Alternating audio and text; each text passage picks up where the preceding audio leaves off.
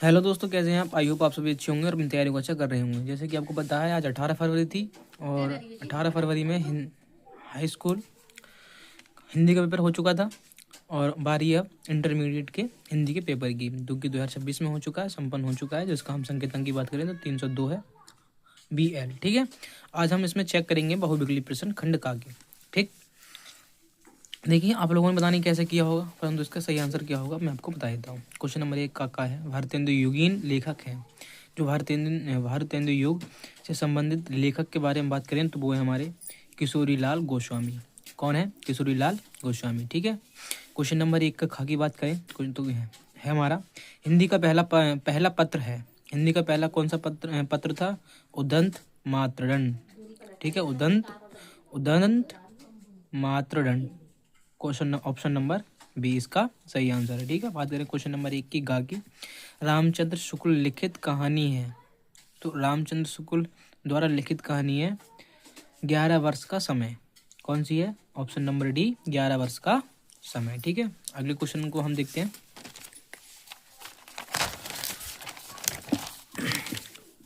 अगला क्वेश्चन क्या है? क्वेश्चन नंबर घ, कालिदास की निरंकुशता रचना की विधा है। कालिदास की निरंकुशता रचना की विधा है हमारी आलोचना साहित्य। कौन सी है? आलोचना साहित्य। ऑप्शन नंबर ए इसका सही आंसर होगा। ठीक है, क्वेश्चन नंबर 1 का डा है, प्रेम सागर के लेखक हैं। प्रेम सागर के लेखक आपको पता होना चाहिए कौन है? लल्लू लाल। कौन है? लल्लू लाल। क्वेश्चन नंबर 2 का क्या कहता है? सुनो ध्यान से।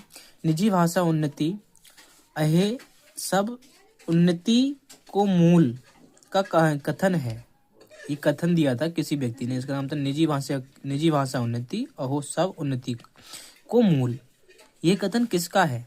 ये कथन किसने बोला था? ये बोला था हमारा option number B, Bharatendu Harishchandra का। ये इन्होंने कुछ भाषा के बारे में कथन बोला था, तो कथन हमारा ये रहा।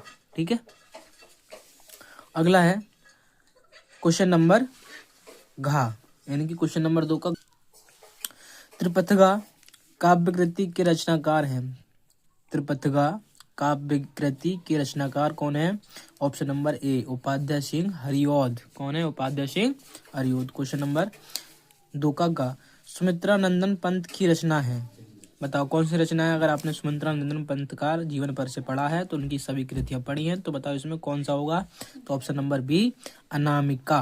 कौन सा होगा? Option number B, Anamika. Question number घ की बात करें, सप्तक के कवियों को राहों का अन्वेषी, सप्तक के कवियों को राहों का अन्वेषी, ये कथन किसने बोला था? ये कथन बोला था हमारा सच्चिदानंद हीरानंद बादशायन आज्ञा। ठीक है, जो कितना बड़ा नाम है, सच्चिदानंद हीरानंद बादशायन आज्ञा। इन्हें हम शॉर्ट फॉर्म में आज्ञा भी बोलते हैं। तो आज्ञा ने एक कथन दिया था, सप्तक के कवियों को राह का अन्वेषी बताया था। ठीक है, इसके क्वेश्चन नंबर अगले की बात करें, क्वेश्चन नंबर डा क्या कहता है? क्वेश्चन नंबर डा कहता है जयशंकर प्रसाद की कृति नहीं है। ठीक है, आपने जयशंकर प्रसाद जी का जीवन परिचय पढ़ा होगा और आपको पता होगा जयशंकर प्रसाद जी की जयशंकर प्रसाद की कृति नहीं, मतलब रचना कौन सी नहीं है?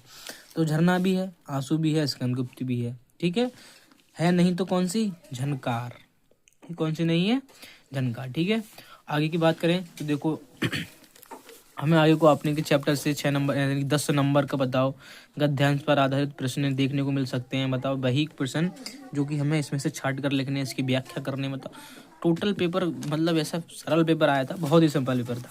ठीक है, देखो ये नहीं कर सकते तो फिर तुम ये कर सकते हो। ठीक है, ये भी 10 नंबर का है, ये भी 10 नंबर का है।